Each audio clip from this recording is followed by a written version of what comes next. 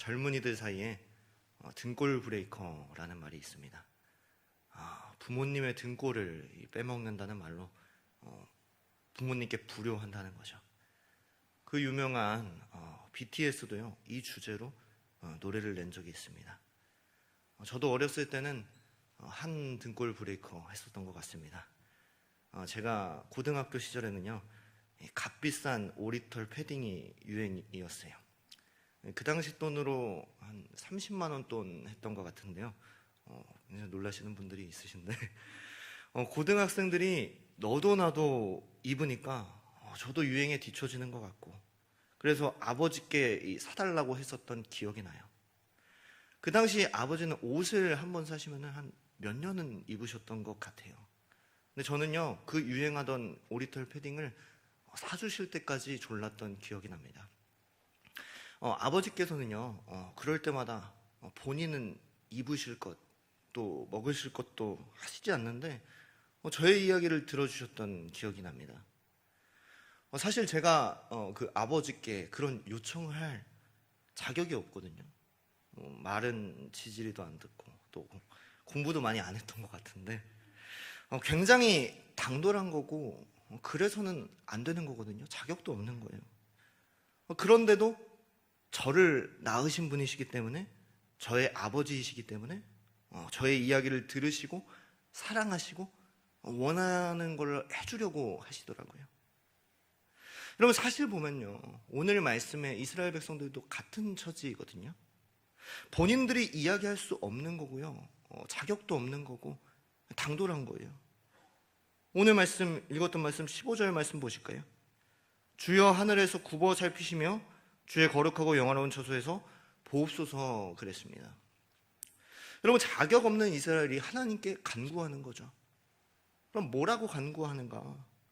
주의 열성과 주의 능하신 행동이 이제 어디 있나이까?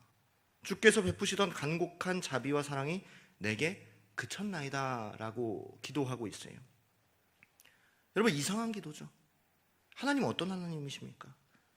자비의 하나님, 사랑의 하나님이신데, 능치 못하실 일이 없으신 하나님이신데, 이스라엘이 바벨론에게 멸망당한 아무런 소망이 없는 상황 가운데서요, 하나님의 자비와 사랑이 내게 그쳤나이다 말씀하고 있어요. 여러분, 어떻게 보면 하나님 아버지께 따지는 것, 탄원하는 거죠. 여러분, 사실 이 이스라엘이 하나님 앞에서 탄원할 수가 없는 거거든요.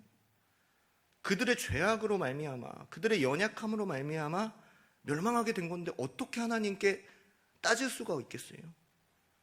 여러분, 그런데 16절 말씀 보실까요? 그들의 처지가 어떤가?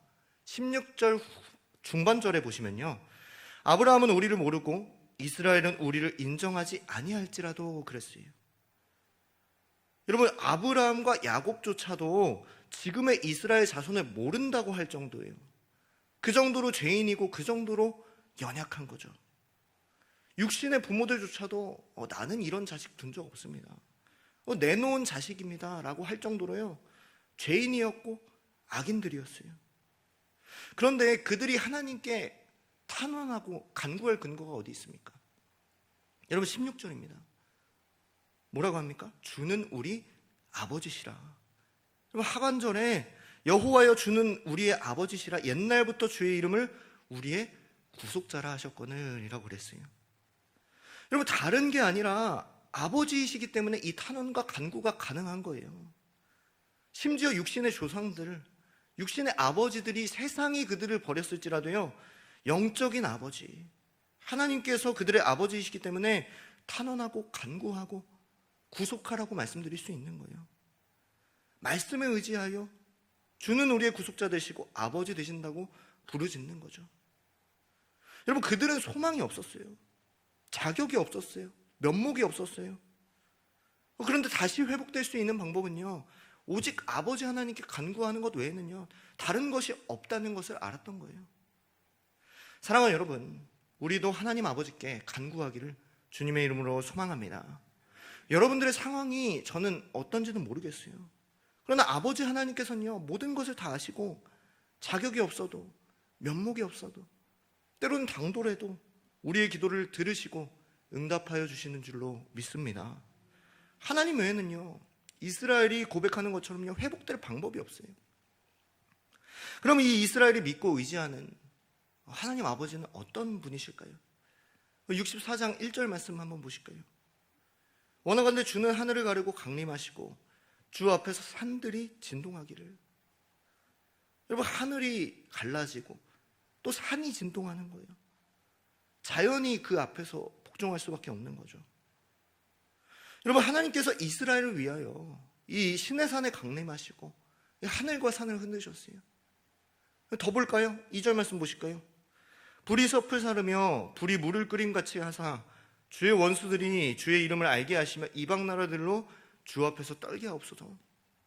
여러분, 그렇죠. 불과 구름 기둥으로 이스라엘을 인도하시고 또 이스라엘의 구원을 위하여 어제 말씀해 보셨죠. 홍해를 가르시는 하나님께서 온 나라들을 두렵게 하셔요.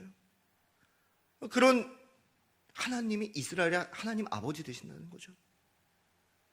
여러분, 4절 말씀 보실까요?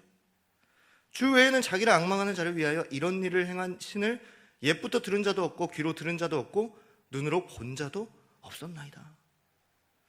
여러분, 역사를 통틀어서요, 하나님 같은 능력의 역사, 이것을 바라보는 아무도 없었어요. 그러나 이스라엘의 하나님 아버지께서는요, 능치 못하실 일이 없는 줄로 믿습니다. 여러분, 이제는요, 그분이 우리의 하나님 아버지 되셨어요. 이스라엘의 하나님 아버지 되셨어요. 우리가 그분만을 믿고 의지하기를 원합니다. 여러분, 사실요, 이스라엘 본인들도요, 자격이 없는 줄 알아요. 그들이 당돌한 줄 알아요. 64장 5절 말씀 보실까요? 주께서 기쁘게 공의를 행하는 자와 주의 길에서 주를 기억하는 자를 선대하시거늘 우리가 범죄함으로 주께서 진노하셨으며 이 현상이 이미 오래되었사오니 우리가 어찌 구원을 얻을 수 있으리이까.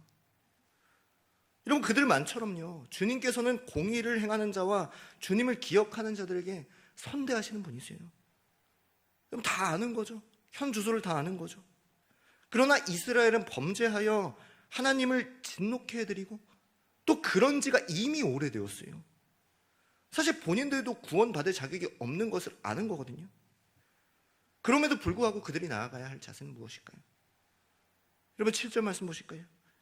주의 이름을 부르는 자가 없으며 스스로 분발하여 주를 붙잡는 자가 없사오니 이는 주께서 우리에게 얼굴을 숨기시며 우리의 죄악으로 말미암아 우리가 소멸되게 하셨음이니이다.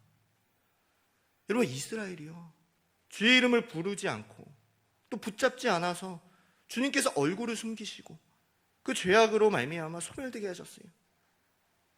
여러분, 이스라엘 백성들 다 아는 거죠. 그럼 반대로 이스라엘 백성들이 나아가야 될 자세는 뭐예요? 아버지, 주의 이름을 부르며 분발하여 붙잡아야 하는 줄로 믿습니다. 여러분, 8절 말씀의 고백처럼 나아가야 돼요.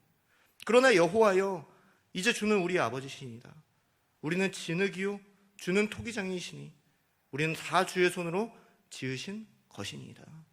여러분, 토기는요, 진흙은요, 토기장이에게 온전히 자기의 미래를 맡겨야 돼요.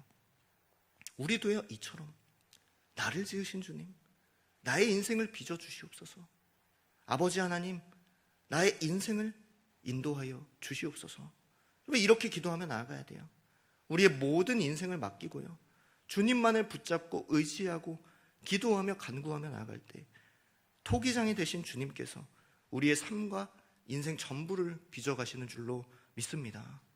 오늘 이 새벽 가운데 주님의 이름을 붙잡고 아버지 하나님의 이름을 붙잡고 기도하며 간구하며 나아갑시다. 그리하여 소망 없는 가운데서 승리하시고 또 회복되어지는 모두가 되시기를 주님의 이름으로 축복하고 소망합니다.